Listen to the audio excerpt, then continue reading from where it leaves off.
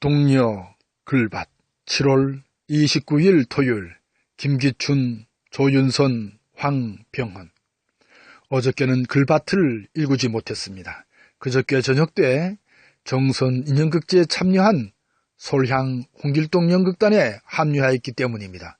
극단에서는 다음날 난설언의 꿈을 올렸으니까요. 대본을 썼기 때문이기도 하지만 강릉의 이런 극단이 뿌리를 내려야 한다는 생각에 몇 년 전부터 늘 함께한 것의 연장선이기도 합니다. 사진을 찍어 자료를 남기기도 하고요. 따끔한 조언을 곁들여 이런저런 따뜻한 격려도 아끼지 않습니다. 그래서 글밭은 이래저래 하루를 쉬게 되었습니다. 하지만 떠나면서 아쉬움은 컸죠. 마침 문학의 블랙리스트 사건의 1심 판결이 나왔는데 그 결과가 너무 뜻밖이었기 때문입니다. 김기춘은 징역 3년, 조윤선은 징역 1년에 집행유예 2년을 선고하여 석방된 것입니다. 이런 어처구니 없는 판결을 두고 볼 수만은 없어 이를 소재로 삼아 글밭을 읽으려고 했지요. 그래서 정선으로 가는 것을 포기할까도 했던 어제였습니다. 아니나 다를까 그 후 나라는 온통 이런 선고를 내린 황병헌 판사에게 질타를 퍼붓습니다. 특검은 김기춘의 7년, 조윤선의 6년을 구형한 사건입니다. 사실 백성들의 법 감정은 이것도 부족하다고 여기는 판에 내려진 선고이기 때문이죠. 사실 김기춘의 검은 명단 사건은 세 발의 피에 불과합니다.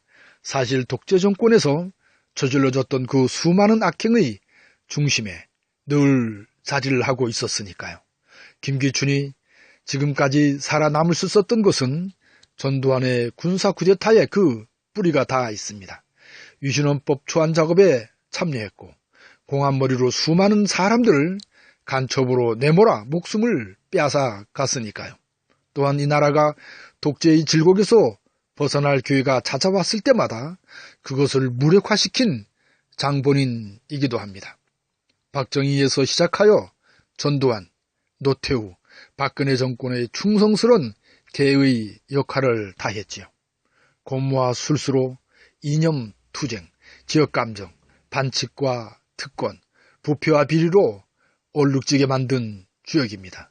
따라서 검은 명단 이후 실질적인 죄값을 따져 묻는 새로운 과정이 꼭 필요할 테지요.